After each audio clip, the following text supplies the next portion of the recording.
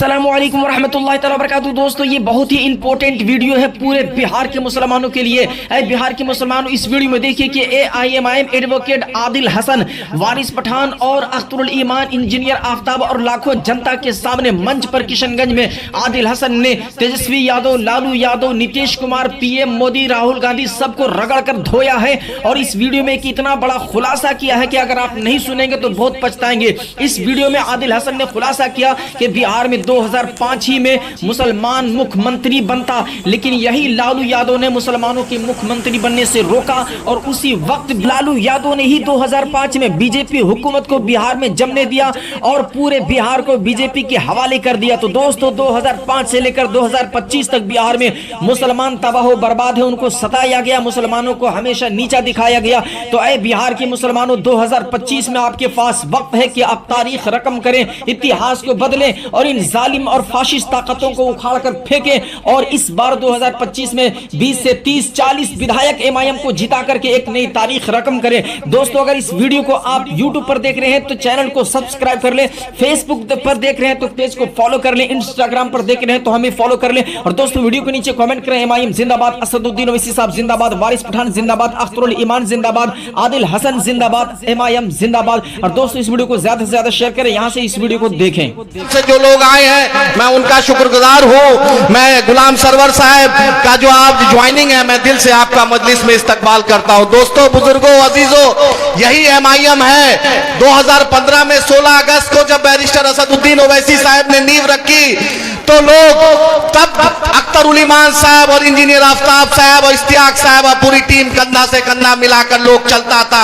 कल तक लोग दिल्ली में जाते थे टिकट के लिए, पटना में जाते थे टिकट के लिए। आपका बेटा, आपका भाई, आपका अख्तरुल ईमान ने रुख बदल दिया और आज सीमांचल किशनगंज में लोग को आना पड़ रहा है और टिकट के लिए यहाँ पर इस चौखट में आना पड़ रहा है। इसी को क़यादत कहते हैं, इसी को बैरिस्टर असदुद्दीन ओवैसी साहब की लीडरशिप करते हैं। चाहे आप राजद में रहे हो, चाहे कांग्रेस में रहे हो, लोजपा में रहे हो, माले में रहे हो, NCP में रहे हो, 10 साल, 5 साल, 8 साल, 11 साल बाद इस बात का एहसास हो गया कि MIM ही बिहार और सीमांचल की एक पार्टी है जो हर तबके की बात करती है और सीमांचल के मजलूमों की आवाज है और उस आवाज का इमाम है, उसका नाम अख्तरुल ईमान है, अख्तरुल ईमान है, अख्तरुल ईमान है।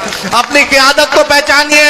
हम लोग 2020 से लेकर 25 तक 5 साल असेंबली में रहे। मुझे फख्र है कि अख्तरुल ईमान साहब के साथ काम किया और अमोर के लोग यहाँ पर आए हैं। 800 करोड़ का अमोर के असेंबली में अगर काम हुआ, ना पक्ष में थे ना विपक्ष में थे, सबसे कमजोर थे, लेकिन ईमान था, इरादा था। 800 करोड़ का काम अख्तरुल ईमान साहब ने अमोर में करवाया। आपका खाड़ी हो, रसेली हो, आपके इलाके कांठी का ब्रिज हो, अकेले 350 करोड़ का काम अगर किसी ने कराया तो उसका नाम अख्तरुल ईमान है। जो लाश आती थी, जो मजदूर इंतकाल कर जाते थे, मर जाते थे, असेंबली में लेबर मिनिस्टर ने कहा कि अख्तरुल ईमान साहब आपके चलते बिहार के बाहर कोई मजदूर मर जाता है और लाश आती है, वो कानून बना, उसके सबसे बड़ा क्रेडिट अगर जाता है तो आपका भाई अख्तरुल ईमान साहब को जाता है। अपनी क़यादत को पहचानिए, अपने लोग को पहचान दिए। बिहार में जहां भी मॉब लिंचिंग हुआ, छपरा में हुआ, समस्तीपुर में हुआ, बेगूसराय में हुआ, नवादा में हुआ, अगर सबसे पहली आवाज किसी ने लगाई तो उसका नाम अख्तरुल ईमान है, उसका नाम इंजीनियर आफ्ताब है, उसका नाम मजलिस इत्तेहादुल मुस्लिमीन है। एक हाफिज साहब को शहीद कर दिया गया। गुड़गांव में हाफिज साहब शहीद हो गए, उनकी लाश को गुस्ल तक नहीं हुआ, उसको कंधा देने का काम अगर किसी ने किया तो अख्तरुल ईमान साहब, इंजीनियर आफ्ताब साहब, MIM के लोगों ने किया। मैं नसीम भाई, शमीम भाई, जो लोग चंपारण से आए हैं, यही MIM का बगीचा है जो हमने 2015 से लेकर आज तक सजाया।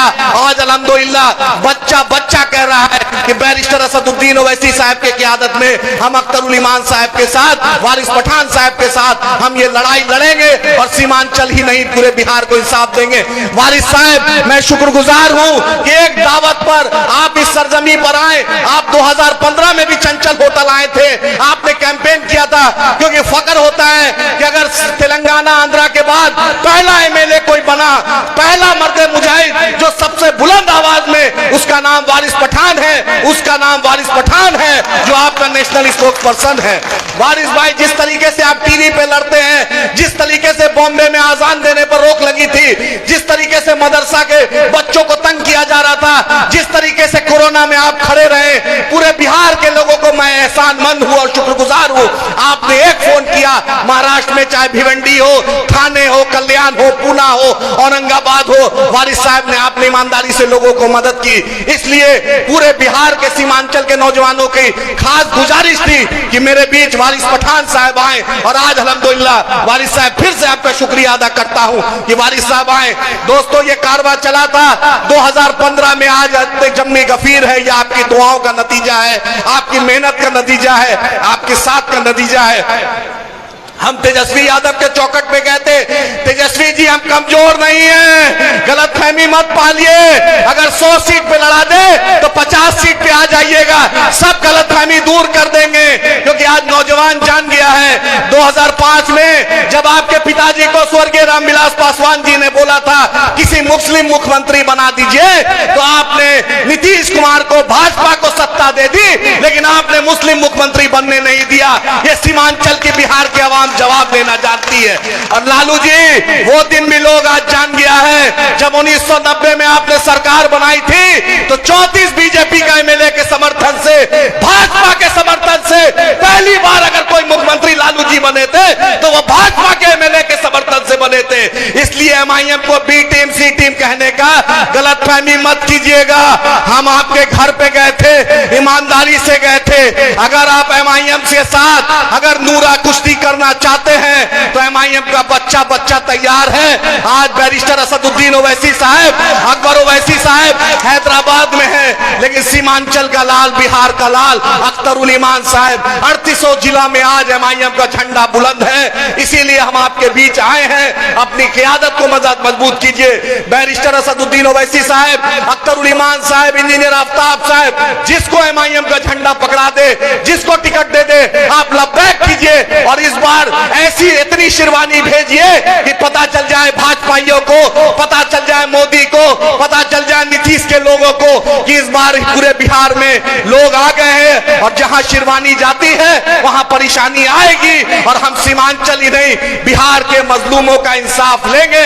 हम हिंदू और मुसलमान में फर्क नहीं देखते हैं, हम इंसाफ की लड़ाई लड़ते हैं। चाहे पूर्णिया हाईकोर्ट का मामला हो, चाहे बिहार को स्पेशल पैकेज, सीमांचल को स्पेशल पैकेज का मामला हो, तेजस्वी जी को हमने चिट्ठी में लिख दिया कि हमें मंत्रालय नहीं चाहिए, हमें सिर्फ 6 सीट चाहिए, हमें सीमांचल को स्पेशल स्टेटस चाहिए, सीमांचल को इकोनॉमिक पैकेज चाहिए, हमें सीमांचल और बिहार के मजलूमों को हिस्सेदारी चाहिए। अपनी क़ियादत को मजबूत कीजिए, अपने झंडे को मजबूत कीजिए। अपने हरदल अजीज नेता बैरिस्टर असदुद्दीन ओवैसी साहब के साथ जो इस पार्टी को नींव रखा, अख्तरुल ईमान साहब, इंजीनियर आफ्ताब साहब, वारिस पठान साहब के हाथ को मजबूत करके इस बार बिहार के असेंबली में एमआईएम को कामयाब करके पतंग को बुलंदी में कीजिए। बहुत बहुत शुक्रिया, आपने कीमती टाइम दिया, बहुत बहुत शुक्रिया।